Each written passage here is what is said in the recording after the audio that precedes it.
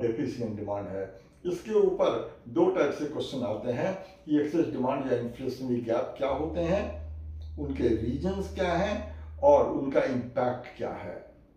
इसी तरह से डिफ्लेशनरी गैप या डेफिशिएंट डिमांड के रीजन क्या है, उसके इम्पैक्ट क्या है। इम्पैक्ट तीन चीज़ों पर देखना होता है, आउटपुट पर देखना होता है, एम्प्लॉयमेंट पर देखना होता है और जनरल प्राइस लेवल पर देखना पड़ता है। फिर इन्फ्लेशनरी गैप और डिफ्लेशनरी गैप को कंट्रोल करने के मेजर्स, इनके जो कंट्रोल करने के मेजर्स होते हैं दो, एक को मॉनेटरी पॉलिसी कहते हैं जिसको सेंट्रल बैंक एक्सरसाइज करता है, और दूसरे को जो कि दो टाइप का होता है, क्वांटिटेटिव और क्वालिटेटिव। क्वांटिटेटिव के अंदर repo rate, reverse repo rate, bank rate, cash reserve ratio और एसएलआर स्टैट्यूटरी लिक्विडिटी रेशियो होते हैं। एंड क्वालिटेटिव के अंदर क्वालिटेटिव के अंदर margin requirement, moral suasion, selective credit control होते हैं।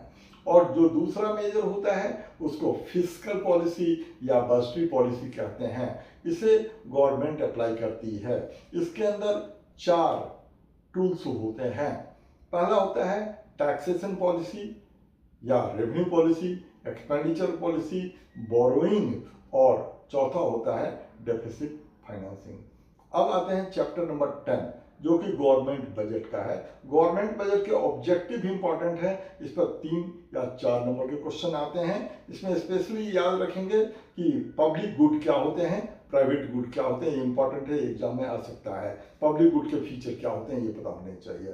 फिर component of government budget, revenue और एक्सपेंडिचर। रेवेन्यू के अंदर ये रिसीट के अंदर revenue receipt, capital receipt, revenue expenditure, capital expenditure, ये सारे आते हैं, इसको ध्यान में रखेंगे। नाउ गवर्नमेंट बजट का मेजरमेंट, ये दो टाइप का होता है, बैलेंस्ड बजट, अनबैलेंस्ड बजट।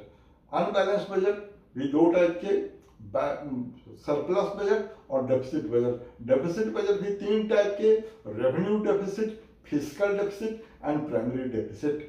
इसके बाद आते हैं चैप्टर नंबर 11 में, balance of payment. Balance of payment के अंदर करेंट अकाउंट, कैपिटल अकाउंट, इसके कंपोनेंट, फिर ऑटोनोमस आइटम, एकोमोडेटिंग आइटम, ये पता होने चाहिए, इनका डिफरेंस पता होना चाहिए। बैलेंस ऑफ ट्रेड और बैलेंस ऑफ पेमेंट के अंदर में डिफरेंस भी कई बार 3 या 4 नंबर के क्वेश्चन में दे देते हैं।